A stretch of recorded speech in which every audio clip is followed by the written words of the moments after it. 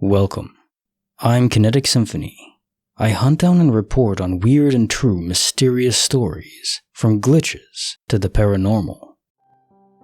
Case file number 1480, written by coolhandlucas, When Percocet and Neo Collide. I got my wisdom teeth out in 2000, right around the time that the original Matrix came out on VHS. I was bombed completely out of my mind on Percocet after coming back from the surgery. I had awful wisdom teeth. My mom basically just dropped me in the bed and went and rented the movie for me because I'd never seen it in theaters. I remember being irritated that the sun through the window was making the TV glare, but being too out of it to get up. A little bit after the black cat glitch in the Matrix scene, I passed out and apparently slept for about 8 hours. The tape in the VHS machine kept rewinding itself and playing over and over. I woke up and the movie was at roughly the same spot as when I passed out, but it was completely dark outside. Zero time lapse for me. Completely lost my mind. Started freaking out and screaming because I thought I'd discovered the secret and somebody turned off the sun. I remember crying and trying to explain to my panicked family, who had never let me live it down. Case file 1480. When Percocet and Neo Collide. Do VHS normally loop? I can't remember. I know I used to watch movies all the time on VHS. I remember the first one I think was what was it called? It's the one with cartoon elephants. Damn, I wish I could remember. I forgot completely, but I'm sure people will know what I'm talking about. It was pretty common back then in the 90s. Anyways, I don't think they automatically rewind. Maybe there's a setting on some VHS players that can enable that. Anyways, I don't think that's the glitch. I think waking up in the exact moment that you fell asleep is pretty strange, though.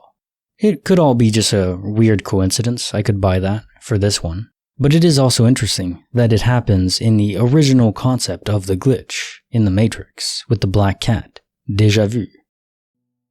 Case file number 1481, written by Matics, Toronto's Weird Monkey Mystery. My dad had this little toy monkey that he used to call his favorite child and tease me and my siblings with it. Not in a bad way, but it was really frustrating to us and we spent hours trying to steal it from him. Well anyways, one day we finally got it and threw it into the garbage after drawing on it and mangling it for a bit.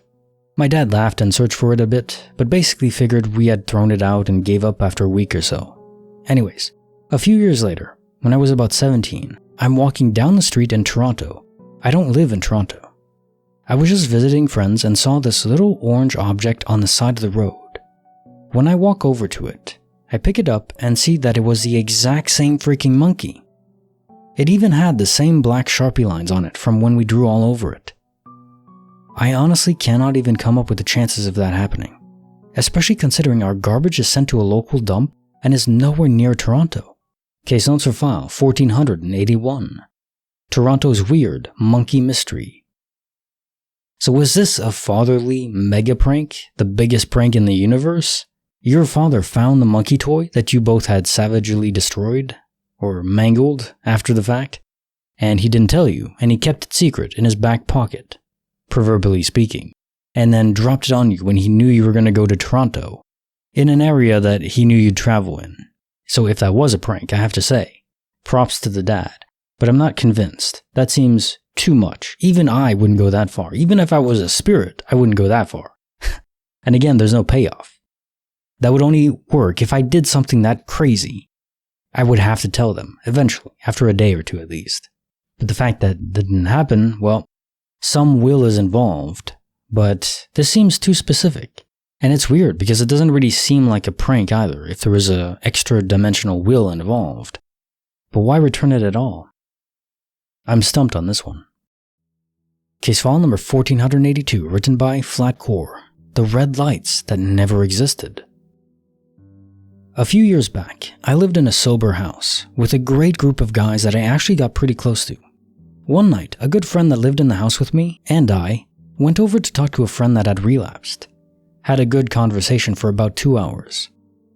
Around midnight, we decided it was getting late and left. Instead of taking the throughway back, we decided to get some Wendy's and take the long way back. After about 20 minutes into our drive, down a road I had been down dozens of times, I suddenly see a light ahead of me turn red and have to come to a fairly quick stop. We both look up, and at the same time see a cop taking a right-hand turn at the same intersection. We're both a bit relieved, neither of us deep enough into sobriety to shake that innate addict fear of cops. We're sitting there chuckling to ourselves, and after 30 seconds, we're both looking up at the light and chatting. A minute goes by, and then 2, and the light is still red, which by this point we both make a comment on how long it's been red. Immediately after this, there's suddenly headlights coming through my rear window, and I don't mean they were slowly fading in, they were just there. A large SUV suddenly swerves by, laying on the horn and hollering something out of his window. My friend and I immediately commented something like, "Look at this jerk, blowing a red light and blaming us." And as we both looked up, we realized there is no red light. Not only is there no red light, there's no lights at all. Above us is an empty intersection, 4 stop signs, and nothing else. We were both so creeped out, we looked at each other. He said, "What the frick?" And his face was white. We got home after that without incident, and never talked about it again.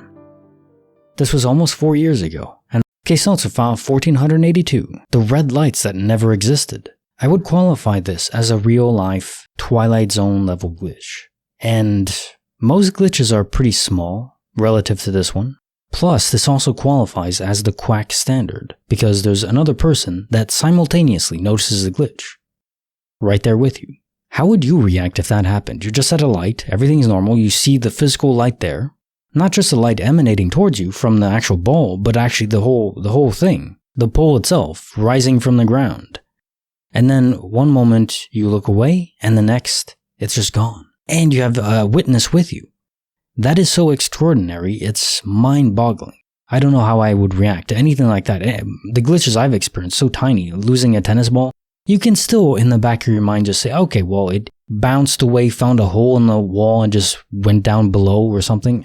It doesn't make sense, but you can rationalize it away. But there's no way to rationalize this. This is a glitch in the Matrix.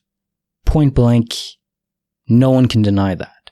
If anyone can deny this one, then I don't know. Case file number 1483, written by thebronzebear. My teenage nightmare folded into reality. I used to have a recurring dream as a teenager every night for months. I was sitting at a table on the patio of a restaurant. I was out there alone, waiting for my food. A homeless man comes up to the other side of the patio and asks for change. I'm digging in my wallet for a couple dollars. Then I hear tires screech and look up to see a crash in an intersection near the restaurant. I run out there to see if I can help, and as I run out into the road, I get hit by a car. Then I wake up to the impact. After a while, the dream stopped, and I put it out of my mind. Fast forward to me being 28 and sitting in an on-the-border restaurant on the patio waiting for food. A homeless guy comes walking out past the restaurant, but doesn't stop and ask for change. It makes me think about that dream though, and I start to feel uneasy. Shortly after, I hear the tires screech and I see a wreck happen in the intersection near the restaurant. I begin to run out there, but stop at the sidewalk and look out towards the oncoming traffic. There was an SUV not slowing down. She was on her phone and blew through the intersection, completely unaware of what had just happened. Ran out after and checked on the people. Thankfully, everyone was fine. Case file 1483. My teenage nightmare folded into reality. I would say probably a guardian angel influencing your dreams, guiding you towards a specific future, from the quantum time foam, you could say. Visualizing the time foam. It's like visualizing the multiverse. There's different possibilities, and they all are real, but you only get to experience one of them, consciously. At any rate, I think the homeless man was actually a guardian angel, or a human being possessed by your guardian angel, to try to reinforce what was happening. He needed to give you that context, so you knew, because you were going to rush out, right? But then, because it was so similar to your dream, you didn't. And the woman behind the SUV didn't kill you. So you saved her conscious, and you saved yourself, of course. Even though, yeah, you would have gone to a different universe from quantum immortality. In fact, I think saving the woman from the guilt of having killed someone is probably the biggest takeaway from this. And yes, she should not have been driving carelessly on her phone or whatever. That's true and wrong. But I think the guilt of killing someone is just too much. I wouldn't wish that on anyone. And now time for the joke of the day. Dad is listening to his daughter say her prayers before bedtime. She says, "God bless Mommy and God bless Daddy. And God bless Grandma, and goodbye, Grandpa." He asks her, "Why did you say that?" I don't know, I just felt like saying it. The next day, Grandpa drops dead. Wow, thinks Dad. That's an odd coincidence. A month later at bedtime, the daughter says, God bless Mommy and Daddy, and goodbye, Grandma. Sure enough, the next day, Grandma breathes her last earthly breath. The dad realizes this is more than a coincidence, but he is not sure what to do. He doesn't want to disturb his wife by telling her. Grandma and Grandpa were her parents.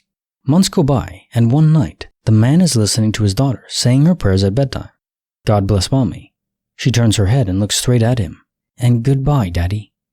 What? Are you sure, honey? She nods. The man's heart begins racing, and he breaks out in a sweat. He is so upset, he can't sleep at all that night. The next day, he goes off to work, but locks himself in his office. He takes the phone off the hook, cancels all his meetings, and awaits the inevitable. He stays at work past 5, because he feels secure there. He watches the hours tick by. Finally, it is midnight, and drenched in sweat, he realizes he has cheated death. He drives home, drenched in sweat, and with all his nerves frazzled. His wife is up and waiting for him. Where the hell have you been today? He replies, Don't shout, I've had an absolutely miserable day. His wife then says, You had a miserable day? I'm the one who had a miserable day. First, the milkman drops dead on the steps. Oh. Dad did die, but he wasn't the father. Oh my god. That's a good one. That was a long joke, but I liked it. The mother was playing the field. Maybe she didn't even know either. Like the video, subscribe, hit the bell. Kinetic Symphony signing off.